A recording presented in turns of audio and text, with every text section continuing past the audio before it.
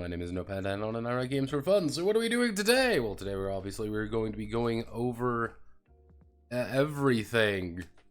Yeah, we're kind of just going to be going over a couple things.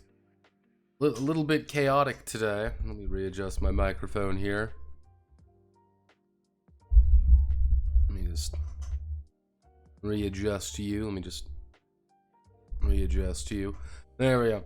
Well, yeah, we're going to be going over a little bit of everything today, because we've obviously got Ring Dream here, or I should give it its actual new name, Rumble Hearts. Yeah, we're going to call it Rumble Hearts, because Rumble Hearts is legally distinct enough from the original premise. And I'm okay with things being legally distinct from the original premise. So, we're gonna be... Hello, I am Imo Otori. Imo is meaning smile. Hello. Hello, man. As you see here, this is the next technically commissioned project. Just to refix this up a little bit so we all know what's going on here. It's going to be Rumble Hearts. Now, one thing about this game, so I'm going to let's break it down here a little bit. So, basic premise with Rumble Hearts is that it's Japanese professional wrestling. Women's Japanese professional wrestling. Which is a really long way of wording. It's, Puroresu.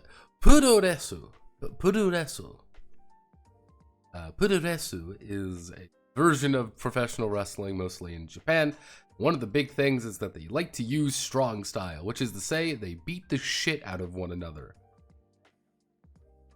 Yes, beating the absolute fuck out of one another is entirely known and should be acknowledged, kind of thing. Joshi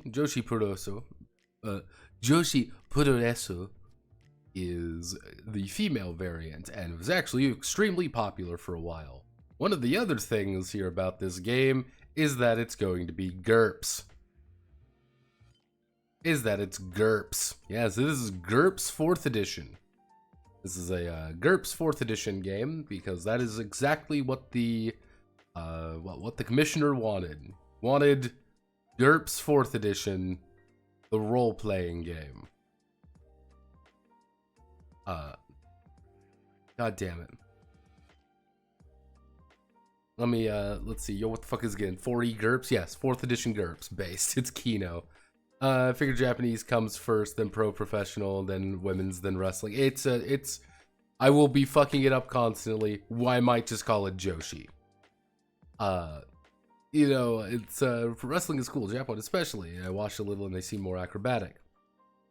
Is this the first commission? Yes, this is technically the very first commission I've done using a pre-existing system. Confusingly enough, this is also one where it doesn't actually have an SRD or something.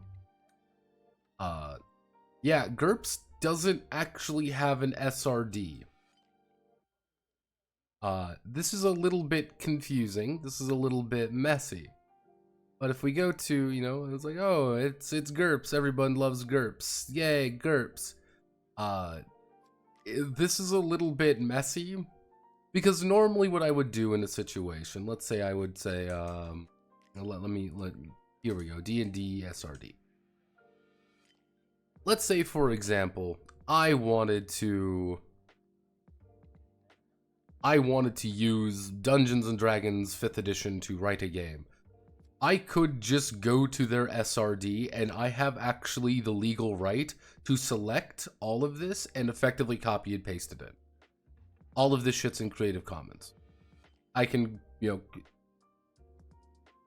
copy, paste, put it into a document, done. And all I would have to do is put in all the legal information and all the situations there. That's all you need to do. GURPS doesn't really have that. Yeah, GURPS doesn't really have that. And that's a little bit messy and a little bit confusing for everyone involved.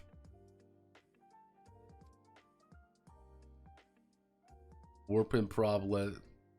Wait, do I know you? Do I know you? I know this one. I know you. You're the one who is like, she's a paper VTuber. I know you. Vaguely. I watched like a video on you and you talk about tabletop games once in a blue moon. I think that's cool. Go. Oh, they like Valkyria Chronicles too. Based. But yeah, no, it's alright. Yeah, it's they follow me also. I don't know where along the way they followed me, but they do. So yeah. But making GURPS expansions. Hey, it has always been on the menu. That's the thing. It has always been on the menu for me to take a different game system and write what you want in it. I was somewhat hoping that it would be more, I don't know, SRD-ish, but alright, we can wing it. Let's see. I want to double check something. Combat, magic.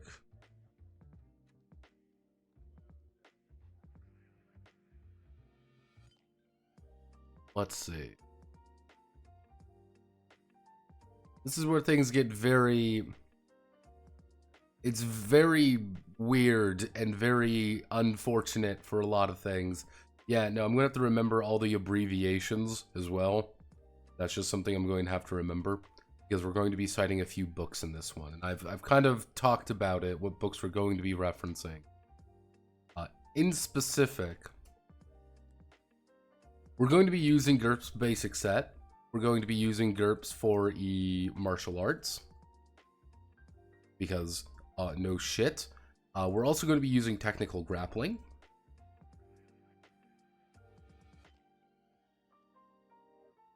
And we're going to probably having to cite something along... We will most likely be having to cite something in action. Maybe. This is kind of a big maybe, because a lot of what we need is already in martial arts and technical grappling. This is really all we're going to be needing to cite. If we're being really specific, however, we might need to cite GURPS Ring Dream. You know, GURPS Ring Dream, which is a JP product, which I do have the book for, and we did a little bit of translation work there, but these are the main things we're going to be having to be citing. Now, can I use the GURPS book for my own game?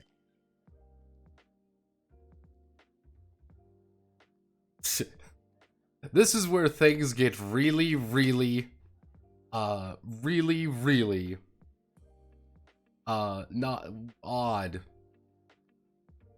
Luckily, it's like, alright, you know, I want to, let's see what we can find. You know, let's see. Okay, submit around official GURPS discussion forum, electronic mailing list. Unofficial GURPS pages. Let's see, line editor, what's GURPS Lite? We're probably going to have to... We're most likely going to have to be citing a little bit of GURPS Lite. And this is the... We're operating under the powered by GURPS thing. This is a really messy idea. Now, what do I mean by this is a very messy idea to work with? Because powered by GURPS is not official. It's, you know, they're like, oh, well, we're supported and things like that. They aren't really there. There aren't many of these, and they're not very good about explaining what these are. Most of these powered by GURPS things aren't really, like, they're by Steve Jackson. So I've been trying to find some literally anything, actually, trying to get it. Yeah, they don't have much for me to work with.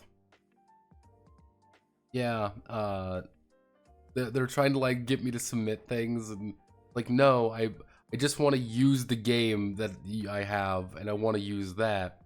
This is where things get really, really naughty. Yeah, it's, let's actually free game aid, register trademarks. Let's see. Image use guidelines. They must be using connection with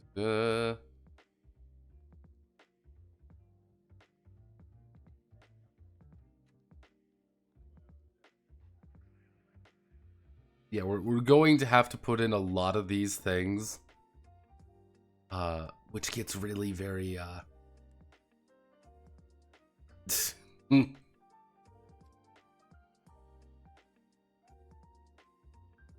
yeah. Yeah, this is where things start getting a little bit complicated. Now, I'm going to have to put a very large thing at the beginning of this saying, yeah, I don't fucking own GURPS. This is not an official GURPS thing. Please don't sue me, Steve Jackson. I know you have nothing better to do with your life, but...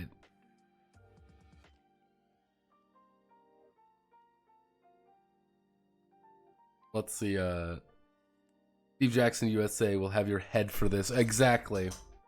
You know, so with GURPS not having an SSD, especially you're doing legally gray area, it is in a legal fucking nightmare area already. Yes, it is, GURPS book card of Munchkin expansion, or be forced to rewrite high-tech GURPS book, forced to memorize Vehicles 3. Oh boy. You look at GURPS rules, Sprug as Paul and Millies must play asparagus, pretty much. Yeah, based on the same principle.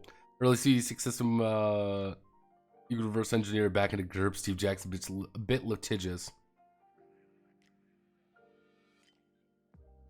I think it's more of a sign that the book doesn't need GURPS core or any other GURPS book. Exactly that. Yeah, I know. Again, it's one of those things like, we are operating in a fucking nightmarish gray zone. Now, the thing is about this nightmarish gray zone is, if we want to use this, if we want to do this correctly, I'm going to put its power. I would have to ask a few people about what I might actually even email Steve Jackson, being like, hey, my friend, you know, someone wants me to put together a game using all of these things. You know, we're not going to sell it. We're not going to do anything. I'm going to logo it, you know, put everything on there correctly. How do you want to do this?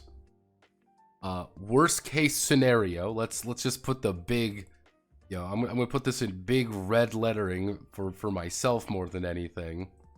Worst case scenario, worst case scenario, we don't make a GURPS game. You know, worst case scenario, GURPS is dead.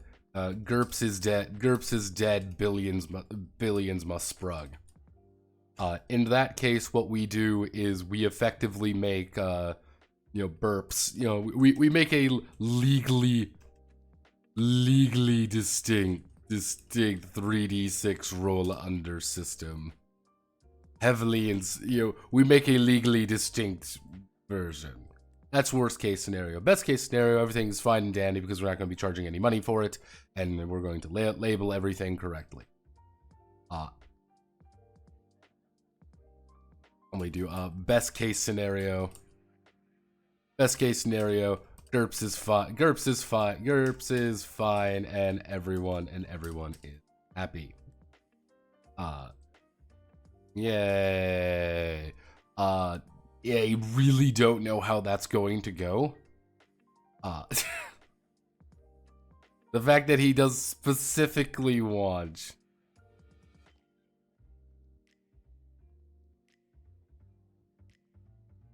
Illuminati. I think Steve Jackson would be flattered by you're using GURPS TPH. Will there be any problem if you mention you're getting paid for this? That is already a nightmarish gray zone for a lot of different situations.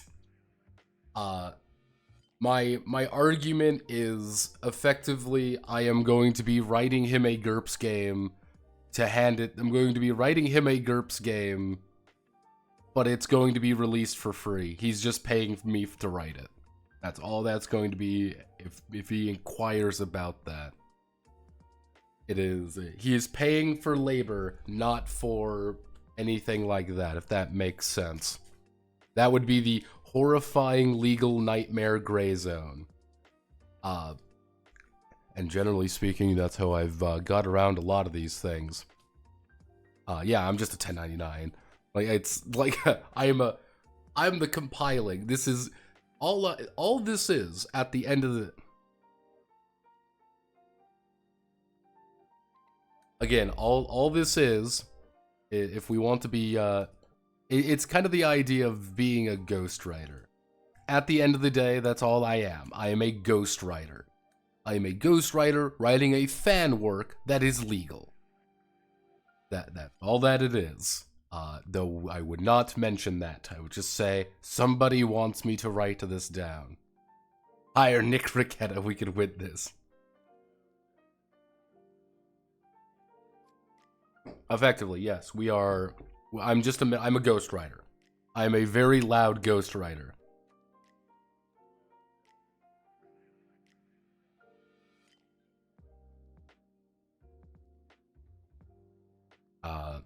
See, the thing is, it's hard to say. It's like, oh, well, framing it as a campaign. It's hard because literally the reason why this got changed now to Rumble Hearts, is because he doesn't want necessarily just Ring Dream. Because Ring Dream, by the way, Ring Dream is already a, if you ever want something, Ring Dream by itself is already a franchise. We're already delving into some legal grayness there. And we can get sued not by one, but two companies now. If we use the Ring Dream name. However, I still want to reach out to Orange Jelly to see if he has any input on this, if he would like to comment at all about our assisting us in making Rumble Hearts the unofficial, very unofficial game. But yeah, this is a lot of fun for everyone involved. I knew, I just got pinged by the commissioner. Oh Jesus, I didn't realize Ring Dream was a real franchise. Oh Gingivitis, you do not understand, my friend the commissioner. We are, brother. Ring Dream is not just a franchise, baby. Ring Dream is a fucking super franchise that got its, like, one thing shut down. Yeah, this was a lot bigger than I actually originally thought. Way bigger. And literally having to go down the rabbit hole of the Ring Dream experience. Unironically, when the commissioner reached out to me, and he was just like, oh, well, I found this game, I effectively want this. And Ring Dream. I thought he knew what he was getting into. Because there's a lot of Ring Dream. We did uncover the fact that there is a lot of Ring Dream, actually. And I'm gonna show you all what do I mean by there's a lot of Ring Dream. Because I did a little bit of running around, did a little bit of looking. Welcome to Ring Dream. This is the official this is the official account, the game that shut down in 2020. This is the actual writer. This is Orange Jelly. That is Sonic Cat, by the way. That is her name. Her name is Sonic Cat. But if we dive into... Yes, welcome to Japanese Joshi Podoresu. The anime experience Requiem. Yeah. No, there's a lot. And in case you're wondering, there is the official game. Actually, no, we had to hit game start. Now, mind you, this is not the official game. Because the official game is done.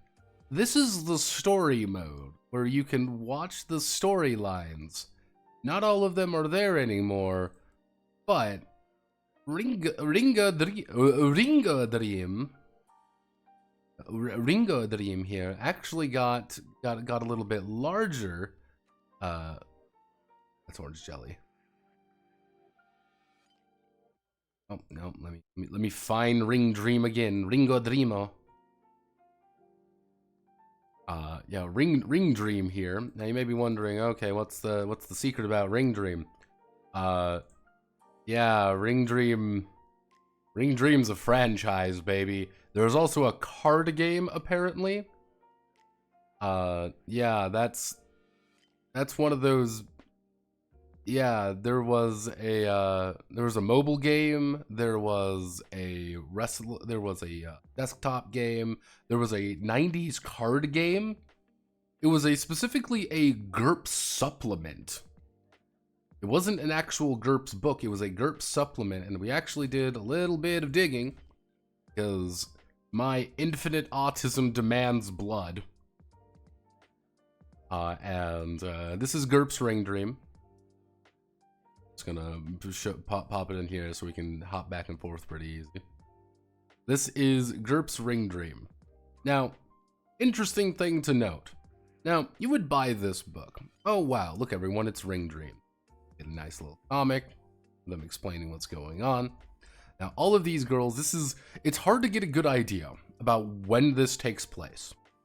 Because either Ring Dream takes place, the actual book of what's going on, in 1988 or 1994. These two dates are very important because it determines whether characters are about 16 or 20. Most of them are in their 20s. If we go by the 94 because this is when this book came out. Yep, there's Sonic Cat. Again, here's Sonic Cat again. As you see, that's Sonic Cat. Let me go down here. Let's watch. Here's a bunch of images of women beating the shit out of one another. Now, you may be thinking this is something very important. Notepad. This is... let me see if I can find my favorite one. Where is my... Come on, give me the one that I want. Give me the funniest image in the entire... here we go. So. Now, Notepad. This isn't a funny one, but Notepad, why the fuck are these women beating the shit out of one another? Is it professional wrestling, goofy and silly? Not Puroresu. Puroresu, or more accurately, strong style Puroresu is full fucking contact. All of those hits you see are actual hits, or at least pulled punches a little bit to make it not as theatrical. You get punched, you get punched. They even have like medics on the side because they back in the 90s, apparently in 94, during one of the more hardcore matches, a guy fucking died because he got head slammed one too many times. Yeah, it's a little bit different than what I initially went into. And Ring Dream is very, very forward with it. The actual supplement book. Riona moment. Yes, actually, if you try to look up a lot of this stuff, mind you, this is another weird thing. I was like, okay, I'm gonna see if I can find on YouTube about it. You will find playlists, weird playlists by people effectively calling it Riona. Unironically, you will find that. There is also a distinct chance that but we're gonna talk about character points in a minute here. Now, this is pretty much the extent of the rules. Yeah, there's not a ton of actual rules in the game. This is a majority of the rules. I actually translated chunks of these to see what the fuck he was actually saying. Effectively, it's the idea of knockdown. One of the core ideas in this game is you need to knock these fuckers down. And anytime you make an attack at someone, for example, I'm doing a technique that would knock you down, we are instead going to be knocking myself down because I'm going to be on the ground and you're going to be on the ground. Some of these can get remarkably complicated depending on technique you're using, such as slide tackling, such as being flipped over. Because if you notice, you're not on the ground because you literally jumped on them, spun around, they're knocked down, and you're not still up. Alternatively, you could have horrifying things like this of getting knocked down, of moving to the side, moving to the left and right. This is an extremely detailed way of beating the crap out of one another. Yeah, I'm like, all right, we're sneed-pilled, okay. These are some of the example characters. Take note of the 430 character points being used. The 430 character points being employed. This is an important note that will come up later. Oh, cool, Powell got an update. Neat. Because if we go by GURPS character points, roughly speaking, 430 is legendary. Monster Hunters are 400 points. She is on the way to superhuman. Those who have transcended humanity. She's at 430. She's just built different. And I was looking around and being like, how the hell did you get that? And I genuinely don't know yet. She's got a lot of points spread around. I think she just improved a lot of her stats. 395, 390. Yeah, Sonic Cat is 390 with an 18 dexterity in a 3d6 roll fucking under system, by the way. Yeah, Sonic Cat's kind of fast.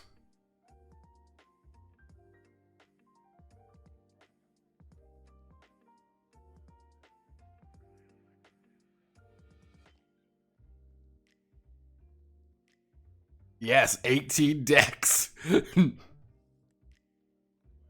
Yeah, now mind you, she has 8 IQ, which is sub quality, but don't worry. 400 plus is wild. Now mind you, this is GURPS 3rd edition. The math might be different in 3rd edition or something, but I think the idea remains. These characters are fucking bonkers. Because if you noticed, now, if you notice something very important, if we scroll all the way back up here to one of our, to pretty much like our super sample character, look at here, she's super young, she's super basic, she has 150? Yeah, no, she's got 150 points. I'm like, oh, ooh. Some of them 370, 280, like 280, 250, 205, another 400. We got some 360. This bitch just got a fucking knife. She brought a knife. Yeah, this is the replay. Yep, we got the full-on replay here. Now, and they actually go into the dates. Now everyone, do you want to feel really old all of a sudden? Because if you want to feel really old all of a sudden, you begin to realize that that Sonic Cat, yep, here's Sonic Cat, was born in 1972. She's 1 year, to give you an idea, Sonic Cat would be 1 year older, would actually be 1 year younger than my mother. Because, Sonic Cat would be 52 this year. Yep, she would be 52, to give you an idea.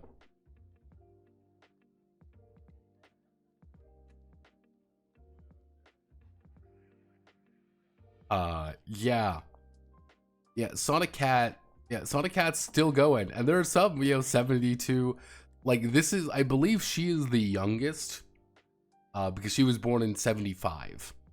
Yes, 75. Nope, 76 right here. This would be the absolute youngest, I believe, here. And of course, my crazy bitch wife, finally. A woman I can get behind. A woman who will actually just kill me. This is why I say, like, the dates get a little bit weird. Because if you assume this is kind of like the 1988 version, she's like 14. Yeah, she would be about, let me do the exact math. It would be 1976 minus 1988. She would be 12. She would be 12. However, important note, Japanese Puroresu at this time actually started training girls about that age. And I was like, why would they start training girls that young? Because they wanted to make them the best. Because that's how you made a shit ton of money. So yeah, it's kind of like, oh, that's not too strange to think about, relatively speaking. If you go by the 94 age, she would be 18 exactly. The youngest person here is 18, and if we use the power of mathematics, she would be 48. She would be 48 years old if she was alive today. Yep. God, I love feeling old is fun. But yeah, that is kind of the way we're kind of looking at things. Now, again, all the character points there are probably in their 20s. The oldest one is probably in the book right there. The oldest one I believe is like 27. Yeah, 27, 28. Which in the All Japan Women's League, I think it's the All Japan League, you retire at 25. That's like a big thing for them. Retire at age 25. Now, what I was going to be doing was this horrible thing. My idea was that you're going to effectively make an actor character and a Joshi, an actual like performer. Because I thought it would be a funny idea. This is kind of my idea more than anything. I'm like, oh, this would be kind of a cute idea. You know, you're separating the actor from kind of the more extravagant storylines. That's kind of a me thing. I don't know if this was a good idea or not, because what I kind of want to have happen here is you kind of have the two storylines running in tandem. You have you, the person. You're a regular person, relatively speaking. You're employed in the All Japan Women's League or one of the other fictional leagues we create, and you're just trying to stay employed. There's storylines going on. There's things going on. Obviously, you are an actor, if that makes sense. You are in the professional wrestling.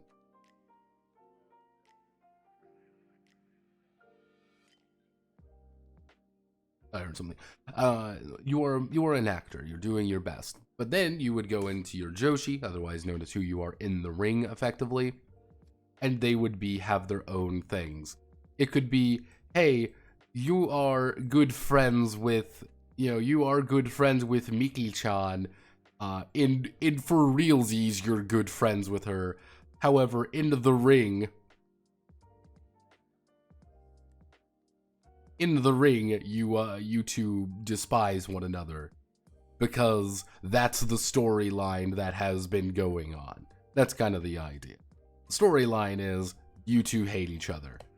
In actuality, you're actually pretty good friends. I think that would be an interesting idea.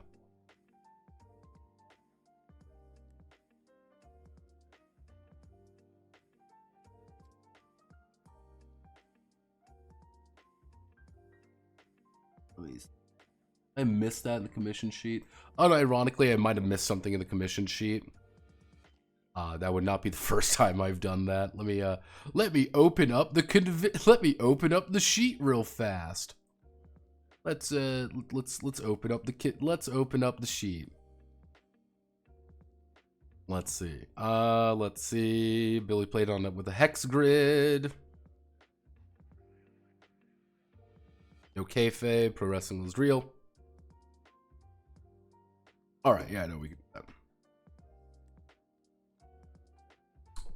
Yeah, I think I read that and being like, well, this isn't really kayfabe. It's not really kayfabe. But yeah, no, I can. Yeah, no, we can just get rid of that. That's easy. Yeah. So ignore everything I just said. Ignore all of this. No kayfabe. Kayfabe is dead.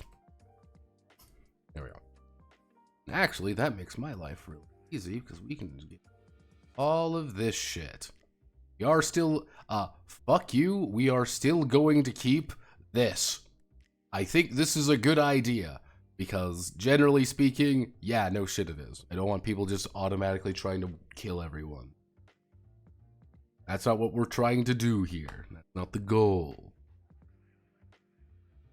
Yeah, I was thinking about making a basic character. Like, if at this point now, we can probably make a basic character about, I would say 150 points, 150, 75. This would probably be our best bet. That's the thing.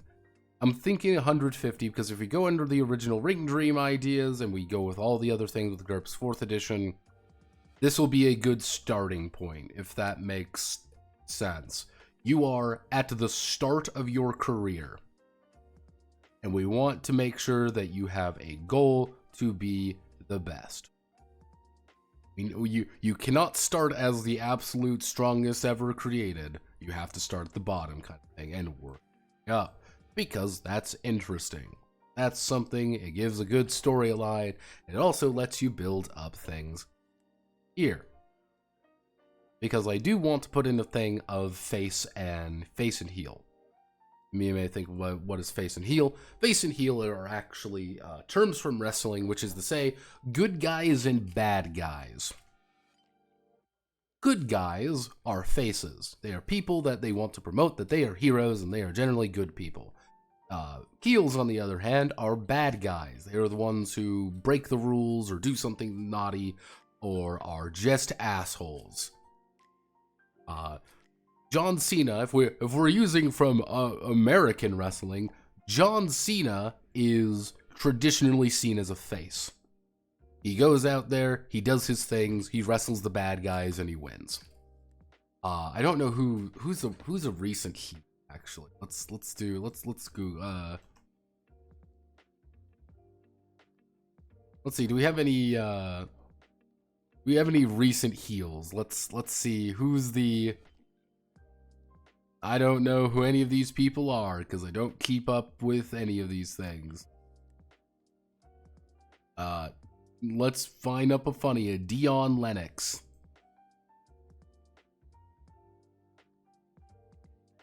This guy's a villain. He doesn't look villainous to me, but I don't know how he operates. That's kind of the idea. He is the villain. He is he is a heel. He is a bad guy. We don't like him. When he goes up on stage, everyone says, boo! He's just like, yeah, I'm an asshole. And then he power slams the good guy. You have to, the good guy fights the bad guy. Eventually the bad guy loses, but it takes time. That's kind of the thing. You gotta have, it's a storyline, baby. It's the whole 9 yards. On the other hand, we're going to use that kind of as a weird new reputation system, which is the idea of crowd excitement. We need to whip the crowd up we need to make sure the crowd is having fun. You are putting on, ultimately, a show at the end of the day, and this is also a way to not necessarily incentivize losing, but a way to incentivize characters are in an arena and they're kind of. You need to build up fame and you need to build up things, but even if you. How do I want to word this properly? Fighting an overwhelming enemy should not feel like I'm going to die and the campaign is over. No, you've just been defeated. But on the other hand, you put up a really good fucking fight. You entertain the crowd, people are happy, people are cheering your name, you are the hero, shine on Crazy Diamond, and then you end, effectively. And you might come out, you might lose the match, but win the hearts of people. That's kind of the idea with the crowd the crowd mechanic, because I thought, hey, that's a good way of promoting people up. Logan Paul is a good heel. Yes, Five Oka kind of posted that. Yeah, Logan Paul is like a quintessential heel. He's an asshole. Nobody likes Logan Paul, and they want him to lose. On the other hand, he is also fighting, do his best, and he revels in the fact that he's a bad guy, even though he is kind of an asshole. Unironically, Logan Paul is a horrible human being. Though I will say Jake and Logan Paul are pretty horrible human beings. Yeah, I don't like either of them. They're both kind of assholes. But yeah. Generally speaking, this is how we're going to be handling things. It gets a little bit... There's a couple ways we can approach how we're going to make this game. There's a few different ways. We can either go down the route of effectively we're making a GURPS book and just double down. We're just making a GURPS book. We're going to be having to take things from the GURPS books themselves, probably rewrite them for legality's sake, and kind of integrating them into the main book here. We'll have like a huge thing. Unironically, we will probably put a thing here called legal information, and that's just going to be the first thing people see on this game is legal information. This is something that everyone must understand and everyone knows.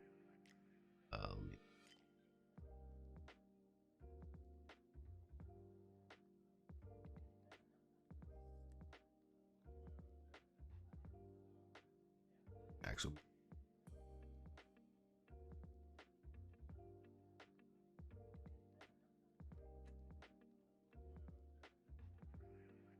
easy enough to understand.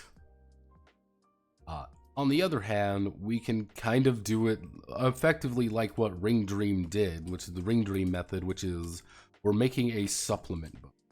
A supplement book for GURPS using these things to make a version like this. I am not in favor of this because I don't know GURPS that well. I know GURPS enough to be dangerous, but it's a little bit more complicated too, because this would be, how do I want to word this? This is a lot less, how do I want to think of this?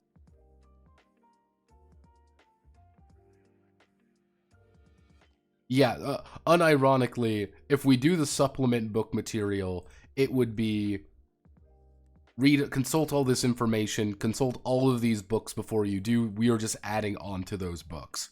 I don't really want to do that. I think I'm going for more like the powered by GURPS situation. You know, we're going by kind of the powered by GURPS method. The idea of what we're going to be doing is we're going to put in all of the essentials, and I'm going to put a big note there, which is you can add in any other thing from GURPS. We're going to take the basic, most understandable aspects about the game, and we're just going to roll from there. Let me see if I can find something real fast. I want to...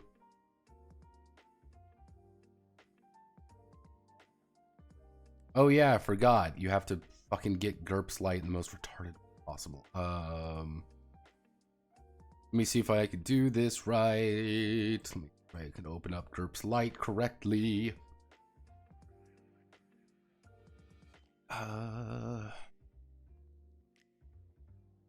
I get sent from here. There we go. Let me go. Yeah, because Steve Jackson's website is made by a deranged lunatic. I do not know why his website is arranged as a deranged lunatic, but it is. This is GURPS Lite. This is free. This is an important thing to note. This is free. What we can probably do is take a majority of this and rework into what we... Taking aspects from basic sets, martial arts, technical grappling as needed. a lot of these things aren't going to be important. We don't really need wealth. Unironically, we probably don't need wealth. Or we can really cut down on the idea of wealth. We probably don't need a lot of these things. And I already know we're going to have to be using things like Chanbara, like the Chanbara combat rules. That's just something we gotta do. We also probably don't need 95% of the skills in the game. Across all the versions of GURPS, we probably do not need a majority of the skills. Use GURPS Ultralight. You're joking, however, you know, Ultralight is always there. Ultralight is always there.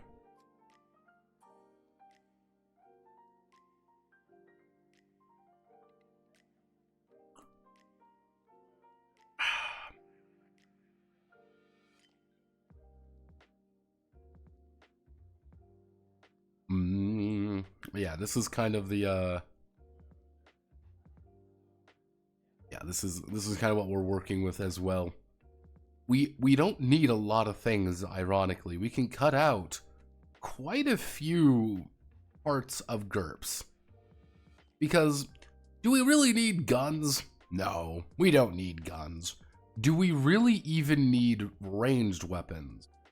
No, outside maybe how to throw something.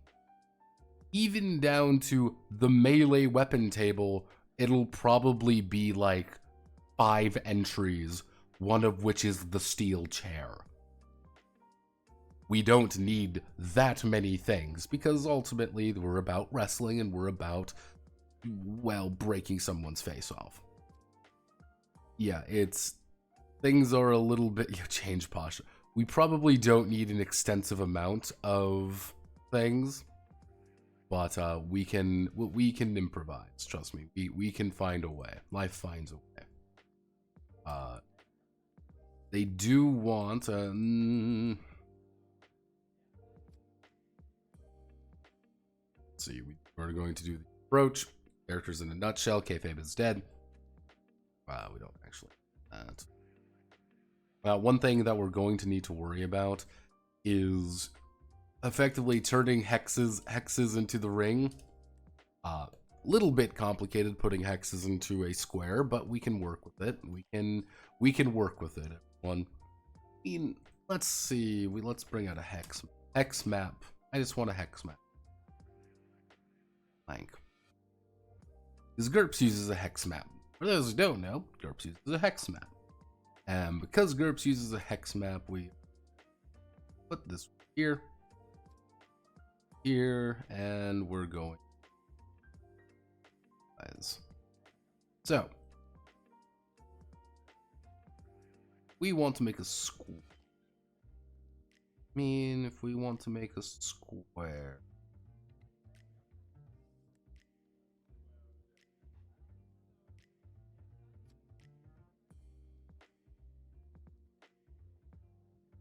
Getting put on the ropes should feel impactful. There we go. So yeah, kind of, if we do something like this, it should work. We might shrink it down a little bit to put as many as possible in there.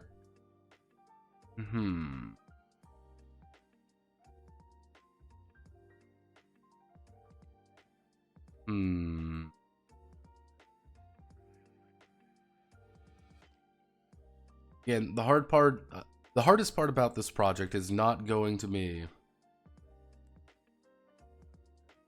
impact. They use 6 sided rings, so hexes rectangle don't work. You know, always try that.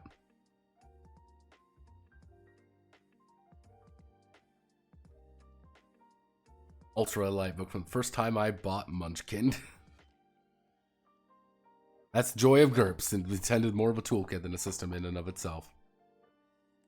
The easy part about this is that we can get a lot of information from GURPS 4E directly into the book proper. Once that's in, we can start working on things. There's just a lot of GURPS to be put in there. There's a lot of tools that need to be put into our toolbox. And I'm going to write this out a little bit more. I'm thinking 150 points should work as a starting character. You're a little bit bigger, but you're supposed to feel a little bit bigger. You are larger than life, but not superhuman.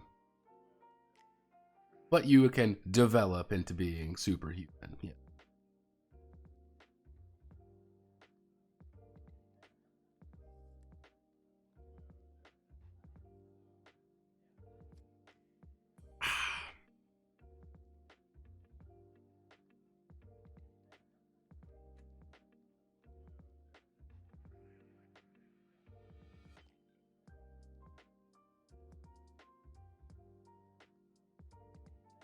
What? What?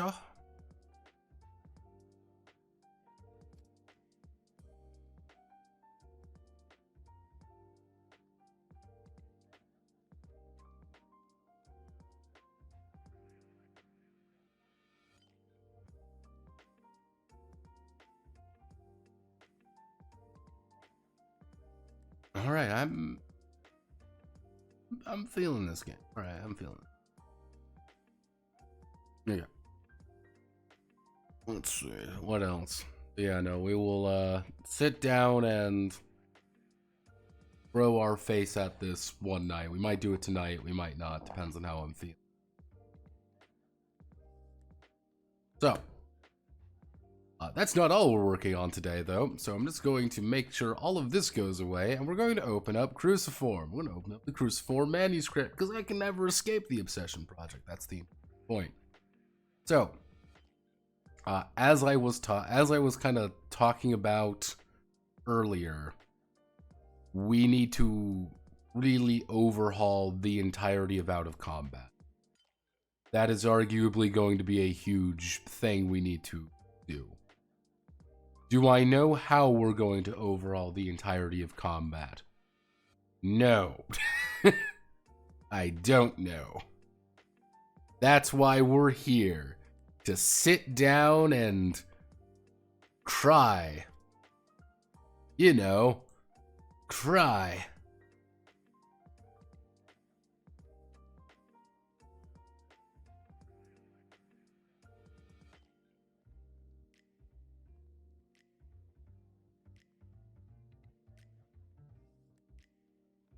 But why? But why? Yes. Let's, I should never close Mira. Mira keeps me alive. Going to, open up my big board over here.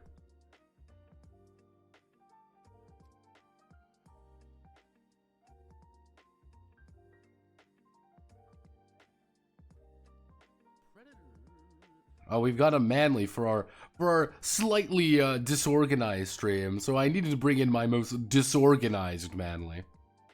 Hence, we're bringing in optimized manly. He's my golden son, my proudest creation. Well, no, that's horse manly. See, I need to torture more people. Oh, thank God, it's optimized. See, I need to bring in horse manly more. Because Horse Manly is my favorite. Because he really is a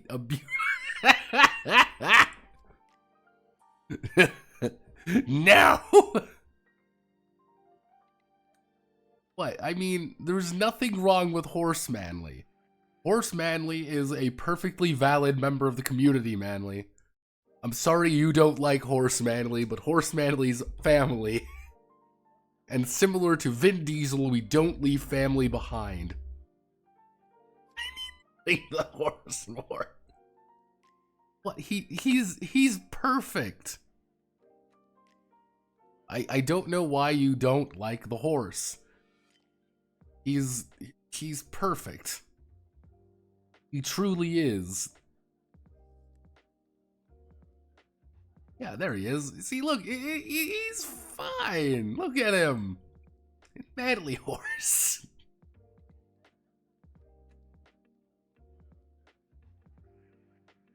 I'll have you know, it took me a while to get that set up correctly.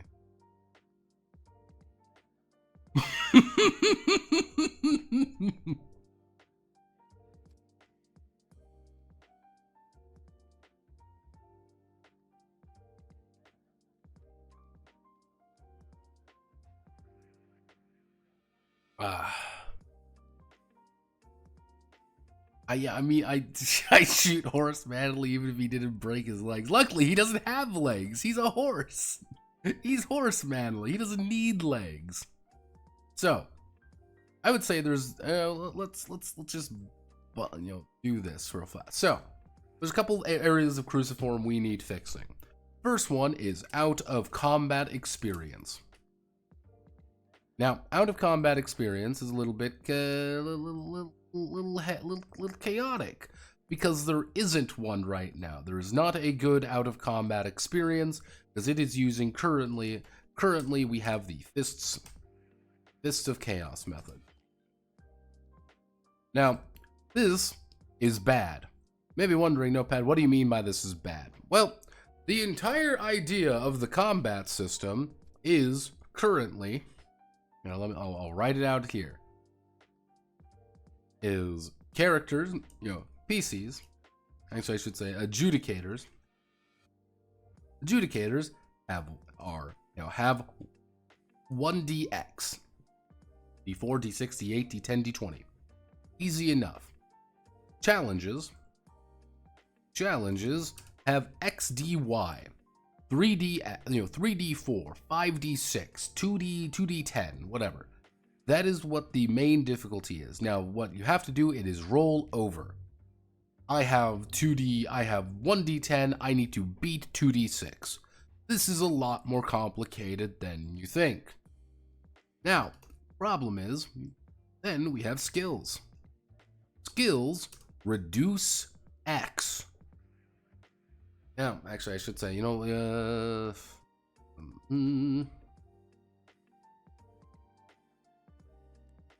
we'll do 1df minus xdy. So, they reduce X.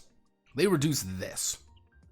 Now, you may be thinking, Notepad, that sounds really fucking awful. That sounds incredibly confusing. And the answer is yeah, it is confusing. It's messy.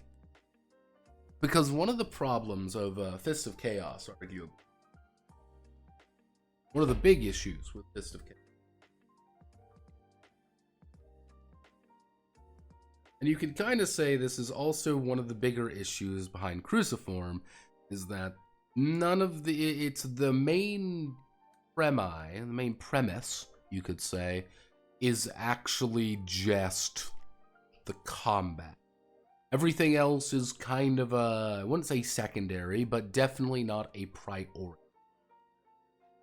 So, what does this mean? It means that the non-combat aspect of the game gets kind of sidelined in favor of... It gets heavily sidelined in favor of whatever the fuck this is. This was not a good way of doing it. This was we need just a non-combat section in this game because we need a non-combat section. And it feels that way. I know that I know that, you know that, everyone knows that, but it's like, okay, this is not working. We need to fix this. How are we going to fix this? How do we redo the non-combat portion of the game? There are a few things we need to consider with this, and I'm going to start going over them with other touch points, which is overhaul the combat experience. The base combat works fine. Base combat versus large foes works. The beat system has always functioned fine. A, B, C. Do a different action each time, get a bigger result. The two major issues with this is, well, it's kind of where it was created. Granbelm, Dancing in the Midnight Realm. I don't know why I went there. Granbelm, Dancing in the Midnight Realm, and Iron Methuselah are mech games. Now, I'm going to do something with you. Do you see this word? You see this giant fucking robot? You see the big scary thing that goes stomp, stomp, stomp and blows off your penis? Well, there's a problem. Here's a pretty big issue. Priests are not mechs.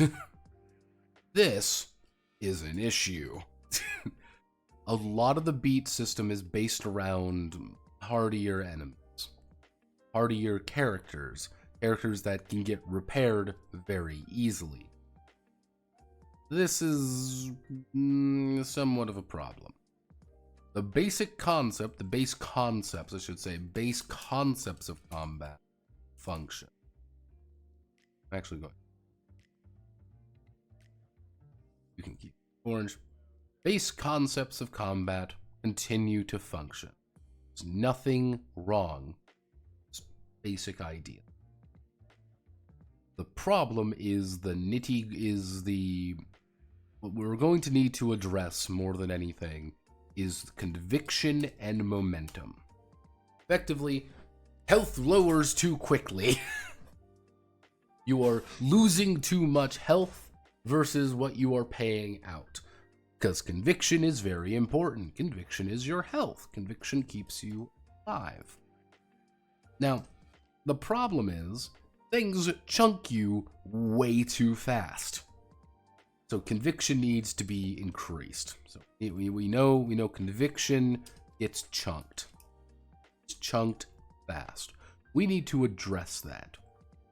But that also comes down to our momentum, because momentum does too much / too little.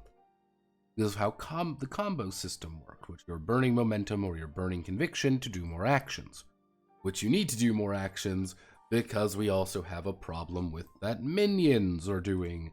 That minions overperform. Minions drastically over and underperform.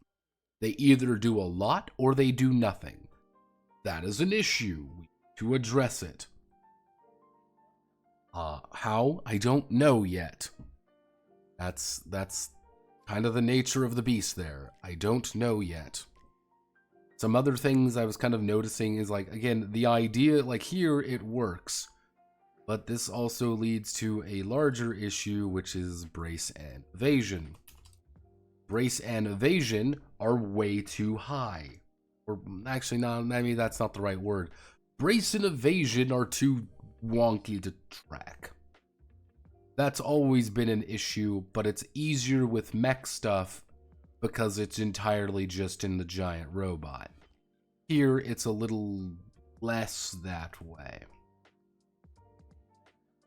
If I bring this up, how did I end up doing? Let's take a look. Yeah, it's just build up brace, evasion, combo enders, grappling, Court of Magia Cantus. What did I do in Iron Methuselah? I do the same thing in Iron Methuselah, probably, because that's the entire point of Iron Methuselah. Yeah, brace, evade.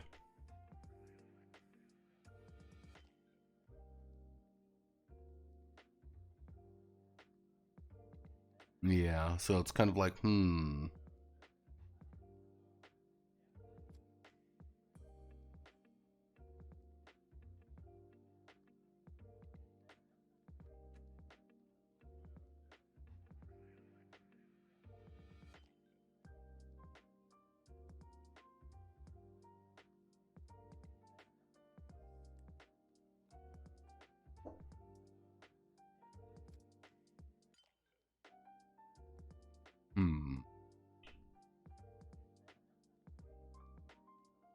So it's kind of like, okay, we're going to need to kind of fix this a little bit.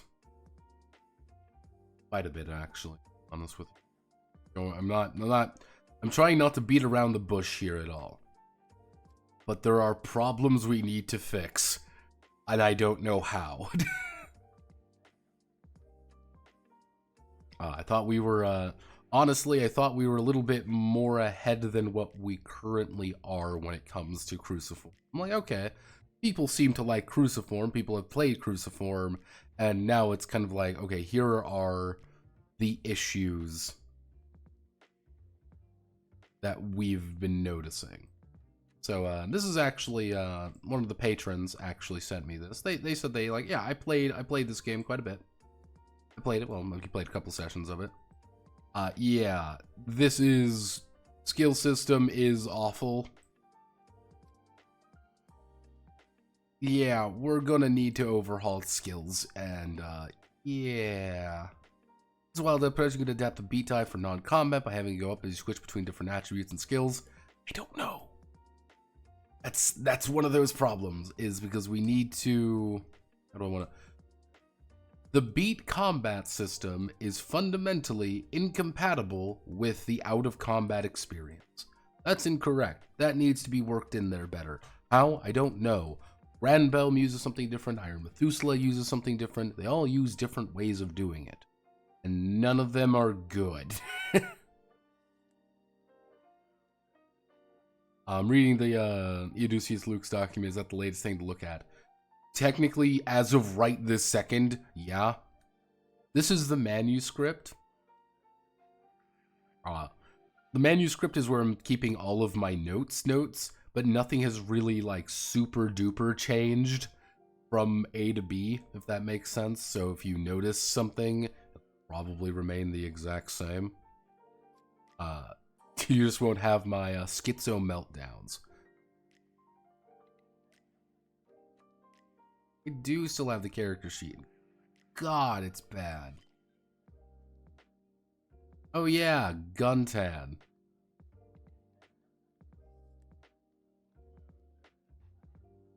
But yeah, it's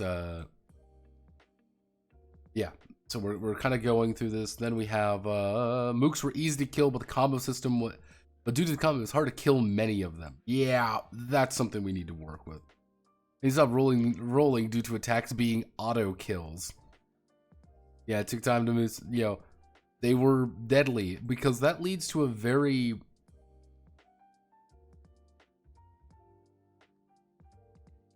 Let's see.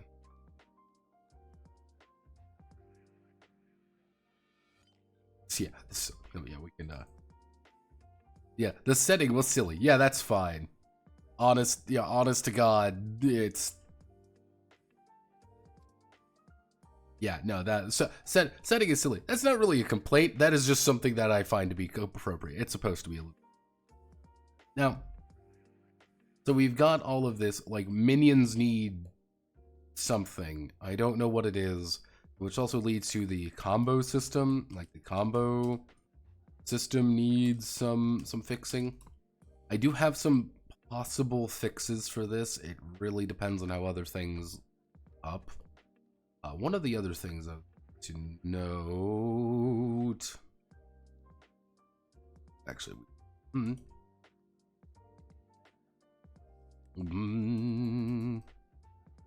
expansion, not necessarily expansion in that way, but it's just we need to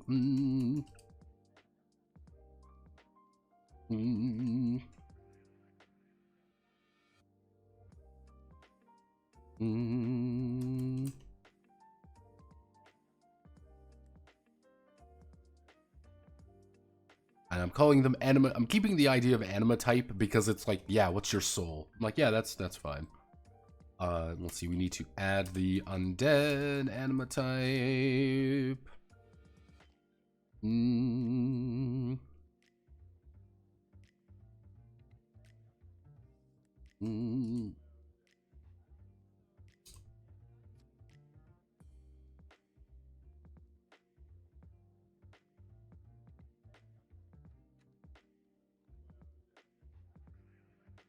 Like, just things we need to expand with that, and then we need to do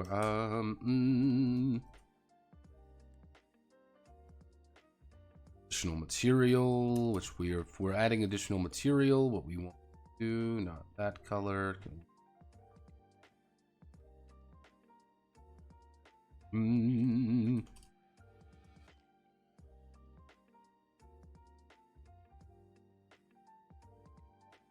going to add replay. We're going to 3 scenarios. 3 scenario. Actually, we do. Actually, we can call it the Week of Carnage.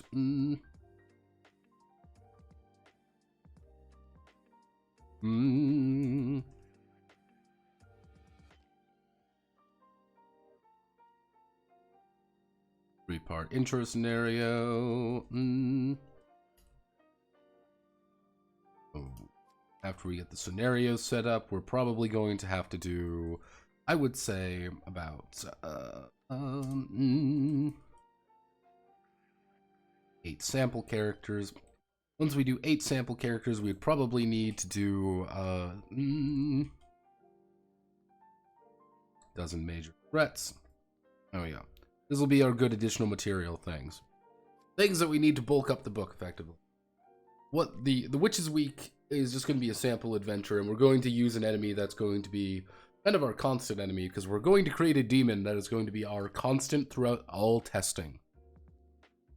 And the demon is going to be a never-dying demon. He doesn't die, and anytime he shows up, he just doesn't fucking die. You kill him, he comes back later. The entire joke being, this is the same demon that's going to be used across all playtesting. You're going to be fighting the exact same one, because he's going to be our test dummy. Are you actually going to be playtesting this one? Yes. Extensively, probably. I need to get it up to a, how do I want to do it? This needs to be up to a point where where I'm comfortable with even looking at it that way. It's not there yet. Others may look at it. I am critically autistic about things like this, and it needs to be in my own way of doing things. It needs to be perfect. This is the reason why I actually don't like playtesting my own stuff that much, because I get weird about it, and I want to like redo combat 8 different times because it's not quite perfect. That's always been my problem. That's why I actually always upload things for people to play and people to enjoy, people to look at. Because if they do it, it's a lot different, say, with someone saying like, oh, well, we noticed that this section of combat didn't work too well. I mean, like, okay, I could fix that. Rather, because I know myself too much, and I would say, oh, it doesn't work? Oh, of course. Let me rewrite 90% of the game. Because it's a failure as I throw my notes to the side. Throw the board out the window. It's worthless. It's terrible. That's how I operate. And I know I do this way, because I've always done that. I am my own worst critic in that regard. Which inevitably we're going to have to do, and thank you for reminding me. Generally speaking, if we put the playtesting here, I have an idea, which luckily, I'm lucky enough to have people who are very active and have their own self-groups. If anything, I can get Scribble to do it. We can get Scribble to do it, and I'm pretty confident I can get Cole to do it. And of course, I'm going to do my own one, which one of the people I have slated for that, he disappeared. And I don't know where he went, so, well, fuck me, I guess. Because, fun fact about this, my actual for realsies real life friends, do not give a shit about any of this. I am kind of flying solo on this one. They don't even really, I don't think they really give a shit, and I find that very funny.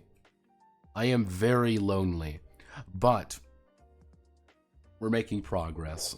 So my personal group, I can't run it with my people I would normally run games with, because they don't care and they just want to play Pathfinder fucking 2nd edition. And there's nothing wrong with them wanting to play Pathfinder fucking 2nd edition.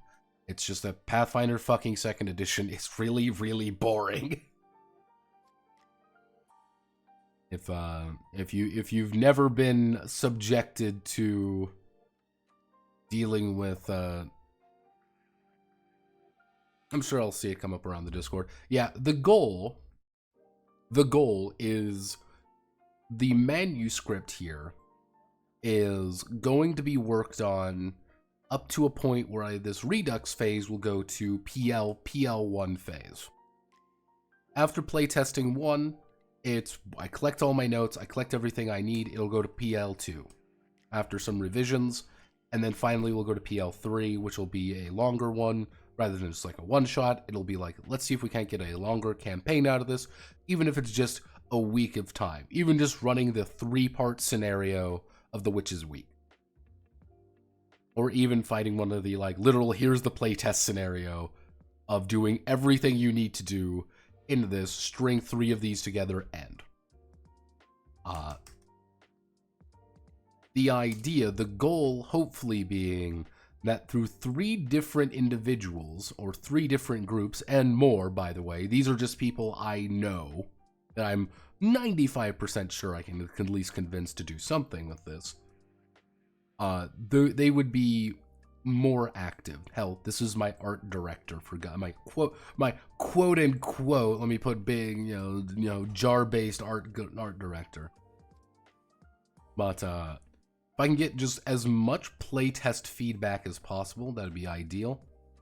Because what the goal is to turn the manuscript here, the Cruciform manuscript, into effectively the,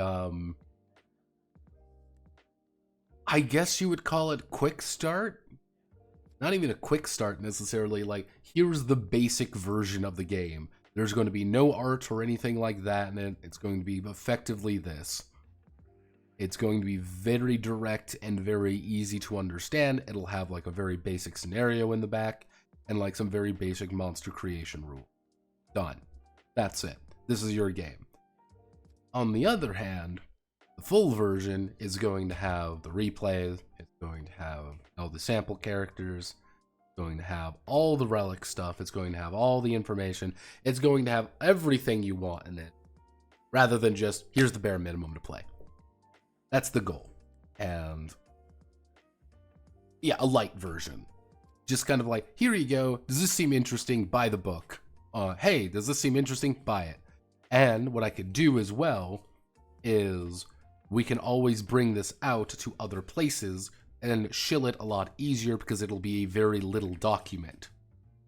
You could upload it on things like Discords very easily. And if there's a light version of the game already, that means I can put it up on the PDF share thread really fucking easily and just say, hey, if you want the actual fucking game, here it is. This is everything you actually need. And if you have a question about it, just literally ask me. I will provide. That's fine. Because yes, I will literally actually upload it to the PDF share thread. Because if I can get this book up to the PDF share thread in all its fucking glory, and I'm the one who puts it there, what I can do is say, hey, there are people using this version, and that's okay, because I know where you got it. So I can put a little mark in it, being like, turn to page 42 and tell me what's on there. And if it's like, oh, it's this symbol, I'll be like, you son of a bitch, you pirated it. But don't worry, because I put the pirated version there. Control the flow of information. Control the flow. People aren't going to buy this shit anyway. May as well get as many people as possible playing it. So other people want to buy it. So other people have to buy the book to upload it there, and then it's a win-win scenario. Everybody wins. And I really like it when everybody wins, because TG is very helpful people, and I like them a lot. Which, unironically, the manuscript will get uploaded to TG, being like, hey, I wrote a game called Cruciform. You know me from the amateur homebrew threads. Here, play it. Here's a special scenario for you assholes. It's just everything you want. If you like what you see, cool. You can buy it if you feel like, or don't. I don't care. Go away, though. Okay. I will say, literally, all of this, everything after this, all prayers of a different variety, these are going to be put in different things. So we don't really need to worry about them too much. Let's see, some other I need to. Yeah, humans need to get reworked. This entire section needs to get reworked. Frankly, it's see, it's one of those things where it's really easy for me to say this needs to get reworked. This needs to get fixed. It's a lot more difficult to sit down and actually do it. And I kind of want to be in a good place with everything before I really start doubling down on things. But it's good to have at least a understanding of what our time... Actually, I should...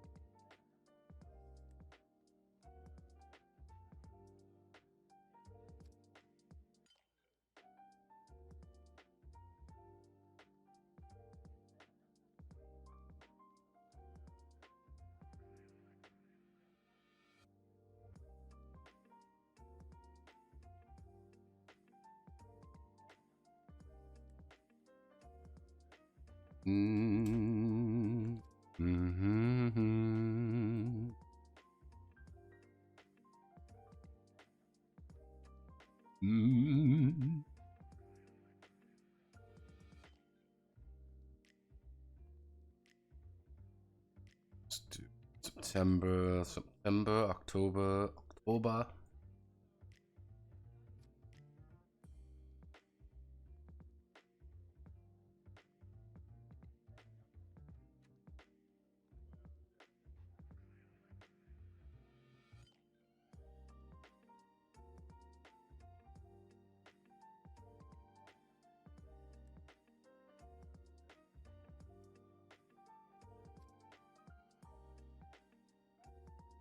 This is my current timeline goals.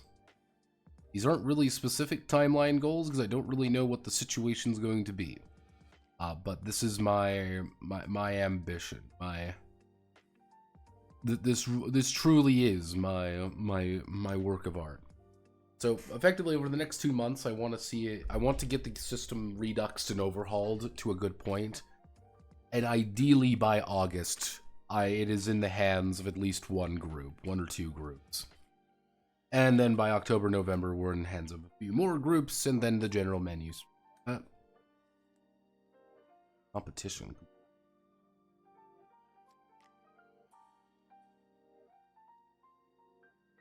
Yeah. Then by December, pretty much by like December 15th.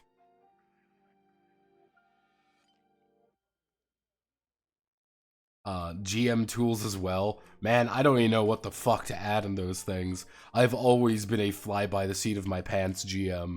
That's one of those. If you ever want to know why I don't put like GM tools or whatever in my games, it is because I never use those things. I would literally have to consult people on how to best add those things. That's really the big thing there. I would need to consult people to see what do I actually put here.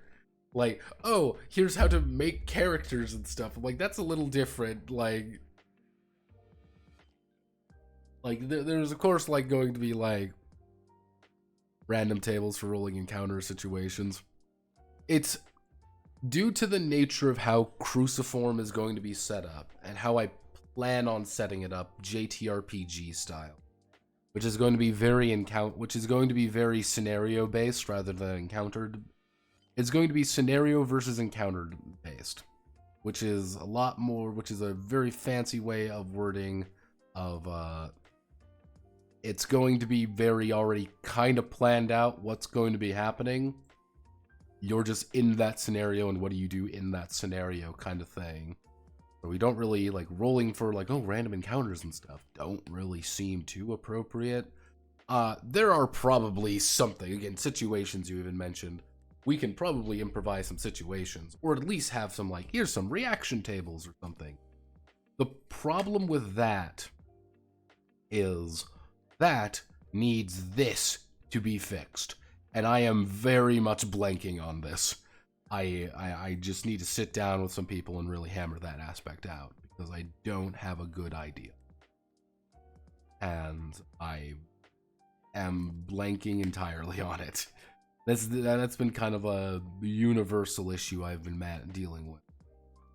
I think sitting down with some people and just hammering something out may be beneficial. Look at the non-combat skill system. What if you invert the dice rolling, so instead of subtracting from the complexity check, you add dice to the player set? GM's rolling XT, making some sort of dice pool.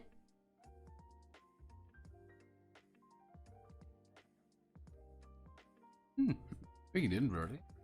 You can build up dice on the big action mechanic. Using non-combat, building up the size of the dice in non-combat, perhaps using action.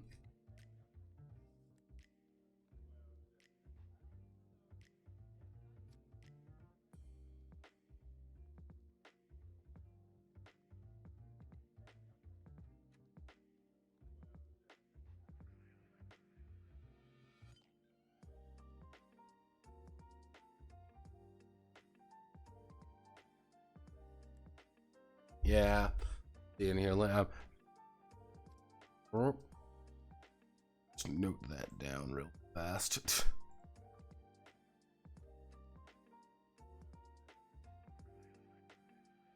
Isn't that just the beat die mechanic? Yeah, that's one of the complicated things. And as I was kind of talking about, like, the beat system, effectively the beat combat system, is very much just the combat system.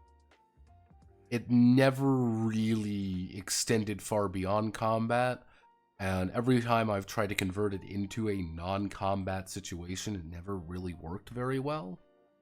There's something else. Let me check something real. We could be relying on something very esoteric and very bad, but doing something esoteric and bad is sometimes what we have to work with. Because if I'm working on this...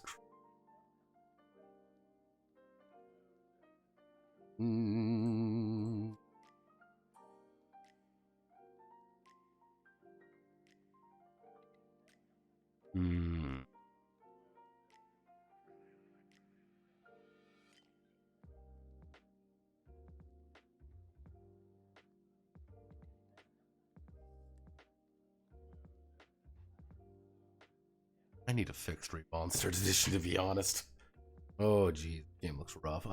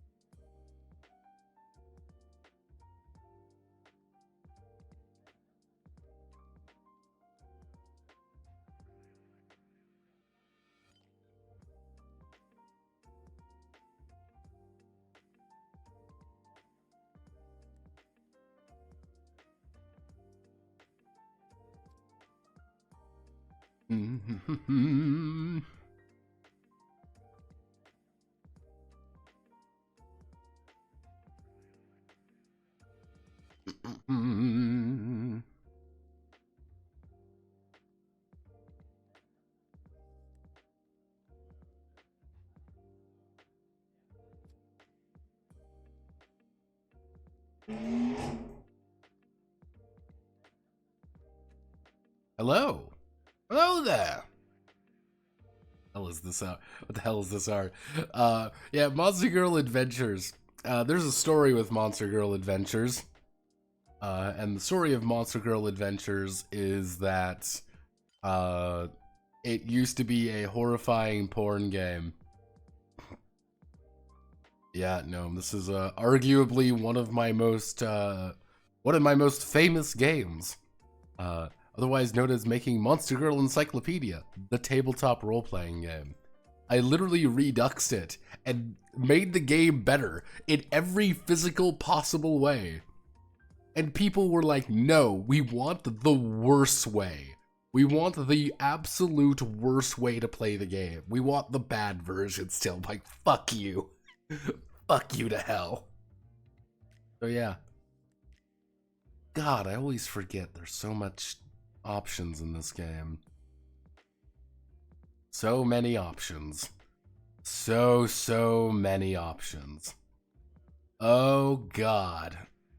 What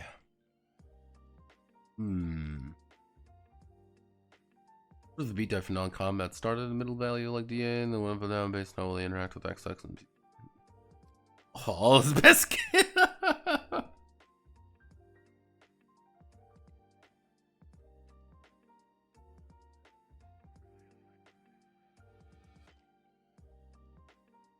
His best games are porn games. That's the unfortunate reality. All of the games that people say like, oh, it's Notepad Anon. Look, everybody, it's the Notepad Anon. It's not that. No. They want me to fucking God fuck. I don't want this, but here I am.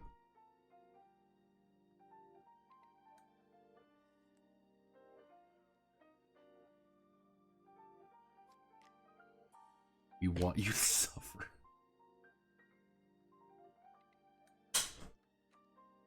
Again, the Monster Girl Adventure story will always be one of the funniest of I have made a superior product. It is better in every single way. No, we want to play the complicated, awful version that doesn't work. I'm like, God damn it. God damn it, you bastards. Why do you do this to me? Let's see. Actually.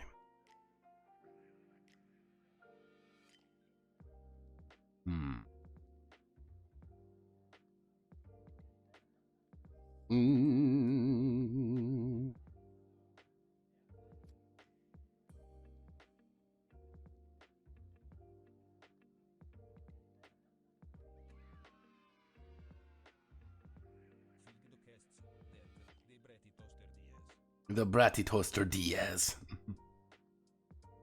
Hooray! The Bratty Toaster Diaz.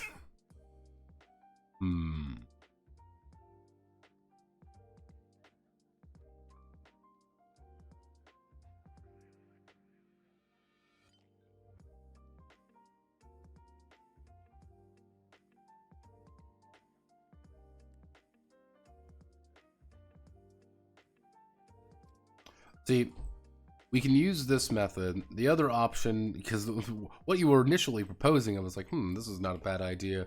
We effectively just we effectively just go the other direction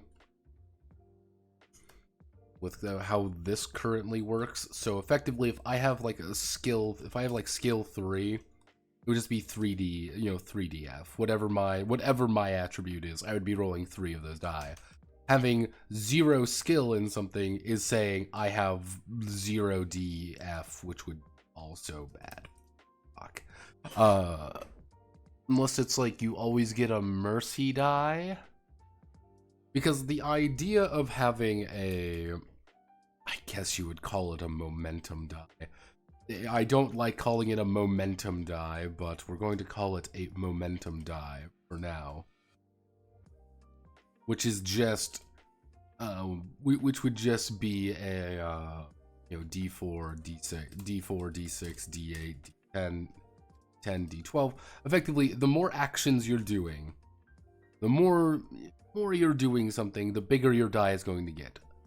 Which, in a very simple way of doing it, the further in the scenario you get, the better you roll. The better you roll. That means things can get gradually more difficult. Hey, you need to do this. Build a D4, D6. You need to do this. D6, D8, D10, D10, D12, and so on and so forth. If we want this to be really specific, what we can do is go up here and say we can either burn X die, for result, or X die becomes beat die.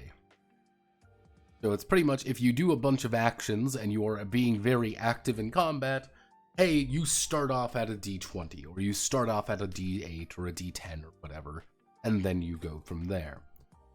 That has its ups and downs.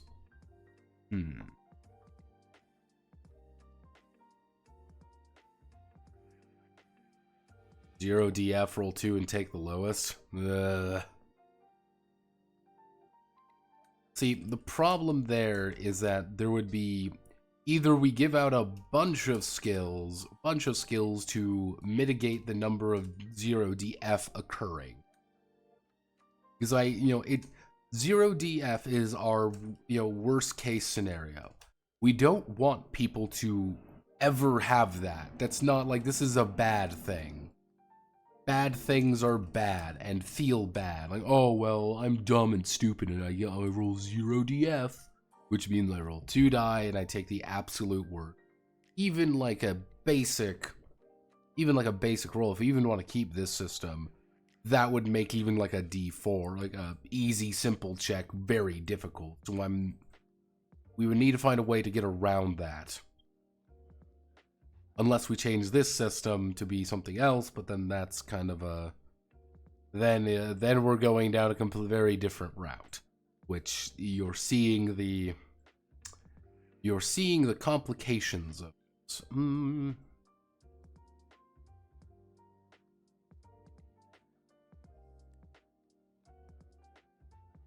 Like this should...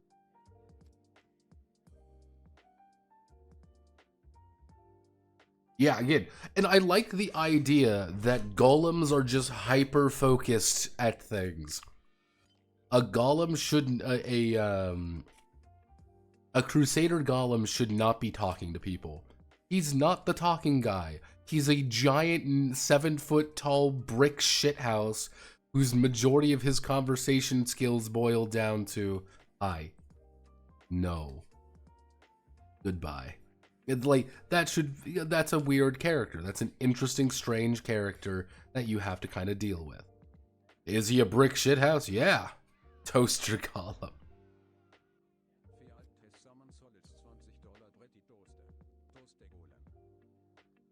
There we go. Toaster golem. Next circumstance, building can have more dice to the players, subtract the difficulty making it possible. Some actions. I guess we could do teamwork. Like it's more...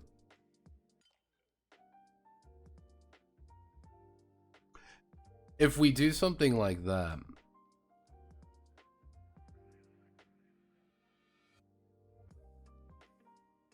would be lead beat plus lead ATB plus assistance ATB. If we do something like that, that would make golems would have a weird new... If we do something like this, golems would actually have a really weird, different role on the team, which would be assistant bait. You would always, if you were doing something, it'd be like, here's a golem, you have him assist you with his D-fucking-20. Because no shit, because you're just gonna roll a D20.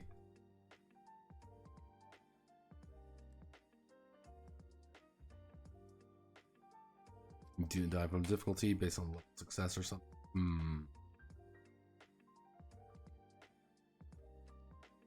Yeah, so effectively, I guess the option, I guess the more philosophical question would be, do we want to keep with the current system or deviate from current system? This is the moral imperative. We cannot have both. I say we cannot have both because this is not the kind of game that allows you to have.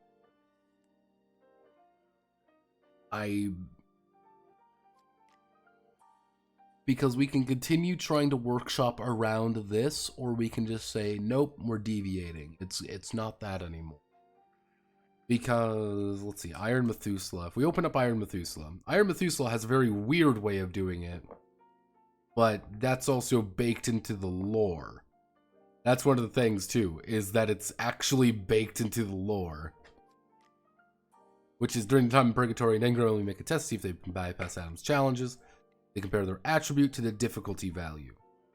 Greater than the difficulty value, they succeed without consequence. Lower than DV, they will fail.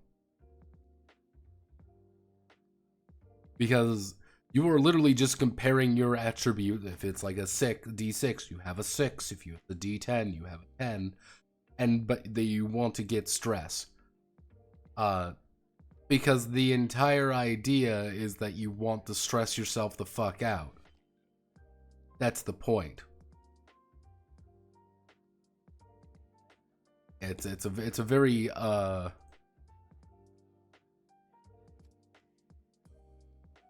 yeah.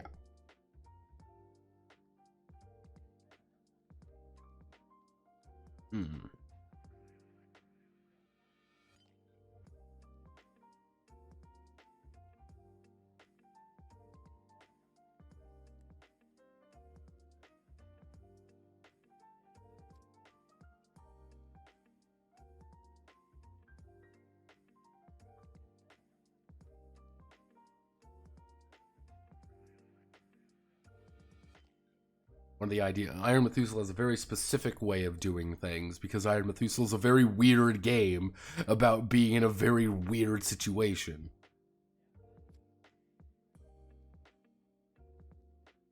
On the other hand, Granbelm is literally a D20 game. Yeah, anytime you're outside of combat, you just roll a D20 and just beat the target number. You just add whatever you. It's D20, and then that's it. Add any modifying dice and relevant attribute. That's it. But again, that's the entire point of the game, is that you're trying to build up fatalism more than anything.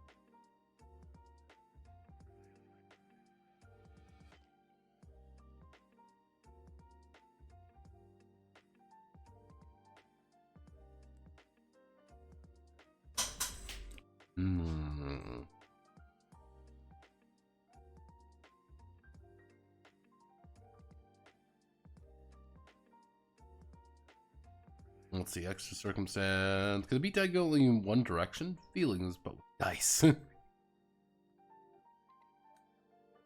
Yeah, I'm ruminating. Thank you very much. Neurobeat. Yeah, Neurobeat. Let's fuck it, man. We're scrambling at this point. There's no hope. There's no dreaming. We're just sitting here fucking wanking at this point. Honest to God, I thought Neurobeat was gonna win. I thought Neurobeat was gonna go farther in the election cycle. I thought it was. Also, I need to actually add in more things to this. Let's see. Mm.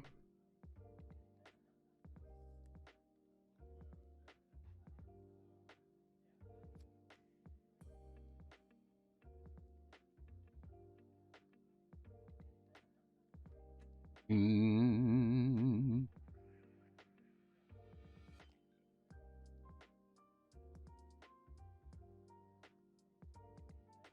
Mm-hmm.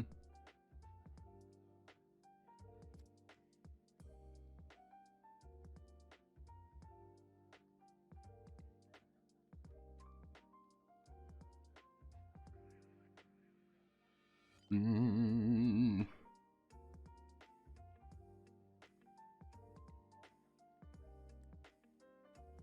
Mm.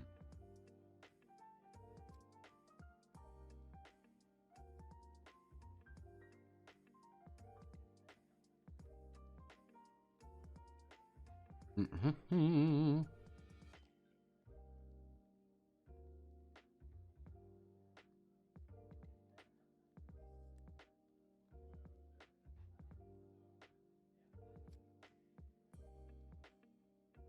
All the fucking resonances. I forgot I actually have a fucking skill called Rat Vein. God, Neurobeat was weird. God, I forgot how fucking weird Neurobeat was.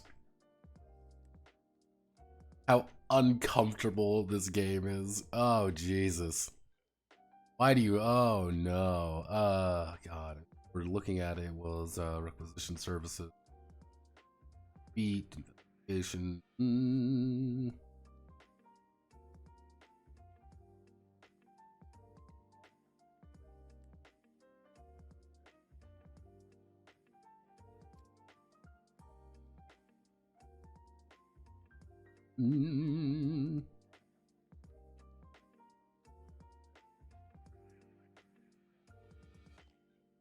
Okay.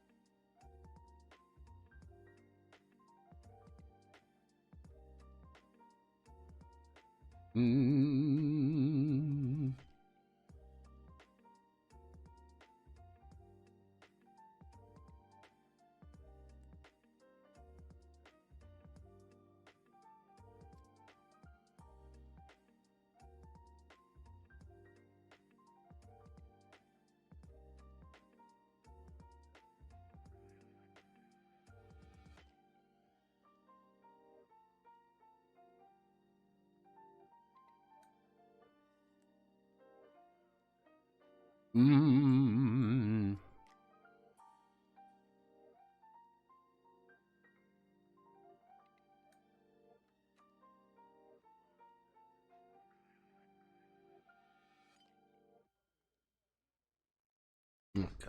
Yeah, stop reading. Neurobeat was probably one of the, like... Page 50. Yeah, no, I looked through 57. What game... Neurobeat's really uncomfortable because it's literally about psychic cops. That's the entire idea. It's about psychic cops. It is psychic cyberpunk cops. One of the really uncomfortable things about it is that it's just very, it is probably one of the most entropy-ridden games I've written. Literally, the lore starts off with, I can't believe it's not Kurt Cobain crashing the international market and blowing his head off on live television. Well, live super television. And it just goes downhill from there. It is one of the most cynical, dark games I've written. And it's extremely fucking weird. And it, it was like, oh god, why did I write it like this? Let's see.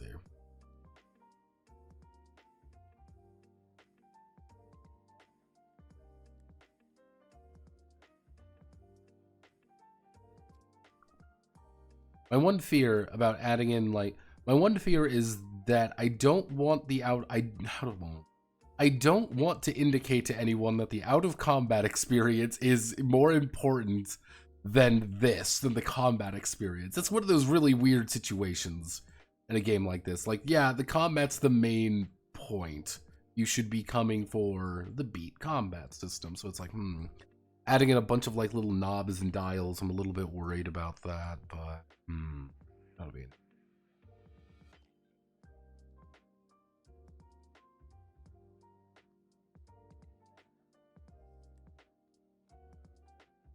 Hell, that's the funny part, Yosemite Mike. I call it not cyberpunk. Even in the exact game itself, it's not it is. It is not a cyberpunk. It is the most depressing post-cyberpunk nightmare available. Even down to the fact that cyberpunk has been commodified. Because you're not a cyberpunk, right? You're a maverick. Fucking mavericks. I hope you all know. I hope you all know that mavericks will find their way into any cyberpunk writing I make now. Because maverick is such a fucking horrible term. I love it. Because the entire idea in Neurobeat is corporations didn't like cyberpunks very much. They didn't like edge runners or any of that. They didn't like them very much. So what they ended up doing was they made their own brand of cyberpunk that you have to go to the store to buy. They literally commodified being a punk. That was the entire, like, thing. Be like, yeah, you're a real punk, right? You gotta buy from our store to be a real punk. Like, here's a gun that's a real punk would use. What are you doing today? We were kind of just throwing our face at the wall a little bit. It's, isn't a... Yeah, ironically how punk went. That is exactly why I wrote it that way, Mr. Guy Dude. Mr. Dr. Guy Dude.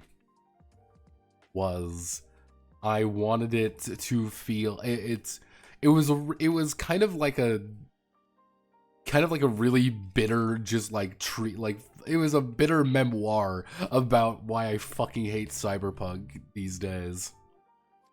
How it's like all been like subsumed into like this very corporate way of looking at things,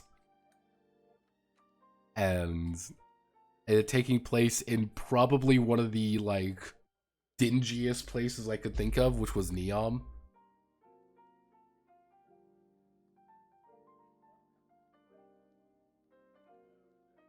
Yeah, it's the thing is, it's even after that. The entire idea of Neurobeat is you're with the UN. That's the entire thing. You're with the UN. You're a psychic cop of the UN, and everyone hates you. Everyone just hates you. Everyone likes Murphys more, because Murphys are just RoboCops. They're like, oh man, here's this like 10-ton fucking RoboCop motherfucker over here who literally hunts down criminals and shouts slogans. People like dealing with them more than you because at least they don't read your fucking mind. It's like, yeah, it's like, congratulations, you work for the feds. It's all taking place in Neom because Neom is a funny place. Because if you ever want a good cyberpunk hellhole of what it would be like, just look at Neom concept art. Yep, good old Neom, the impossible city, and the entirety of the lore is corporations came in and just decided to build their own super city in the middle of the fucking desert, and it's now just run down and falling apart. Now, what was it? It was Oxagon. Good old Oxagon. This is where the UN is based out of. Good times.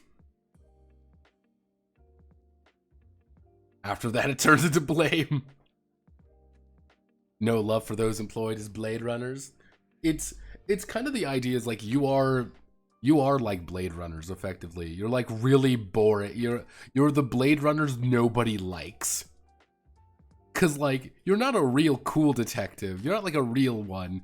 You're a psychic one whose entire thing is that if they touch your flesh, you can invade their mind. To the point where the only way for you to form a actual decent relationship is to plant a Trojan horse inside of their mind. You legitimately have to touch them and invade their mind. It's, like, yeah, no, we're really good friends. Like, yeah. Yeah, no, nobody likes Neurobeat, and that's one thing I really liked about it. I like the fact that nobody liked Neurobeat. And I don't know why I wrote it that way. I'm like, yeah, no, everyone just fucking hates you. Everyone loathes the feds.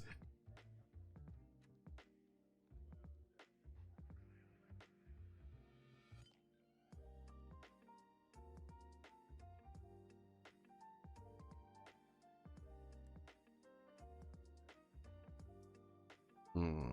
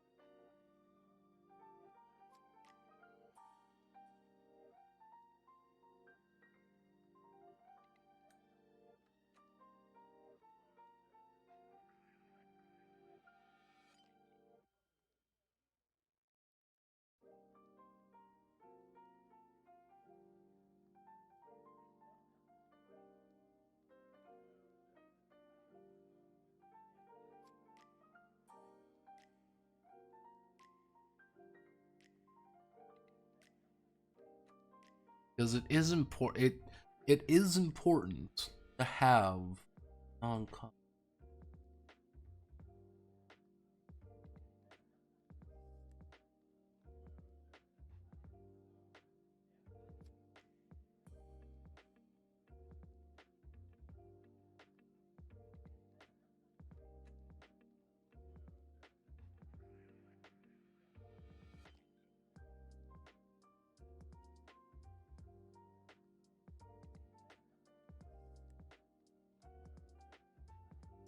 Fuck.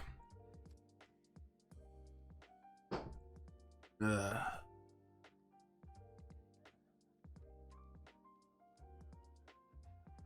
don't think I'm gonna get anything done. What I need to do is I need to just go out and take a walk and just think. There's got to be an answer. There has to be something I'm missing.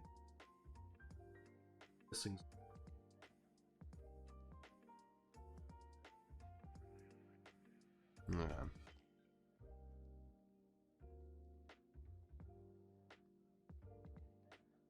Touch grass, as the kids say. Yeah. I think I'm going to call it there.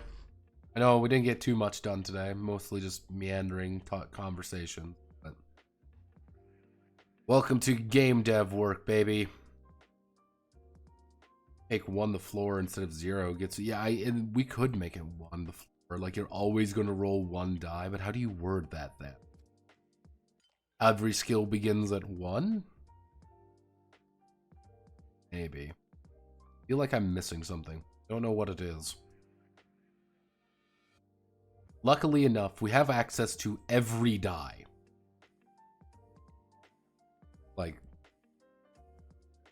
Like that's the thing, is like we have...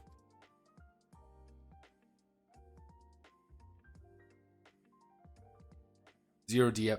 Yeah, I used F instead of having to be like, oh, X, like, just to confuse people when it comes to current challenge die and stuff like that. It's just another letter. Like, there has to be an answer. If there is an answer, it shouldn't be too complicated. If there isn't an answer, I don't know what the fuck I'm doing.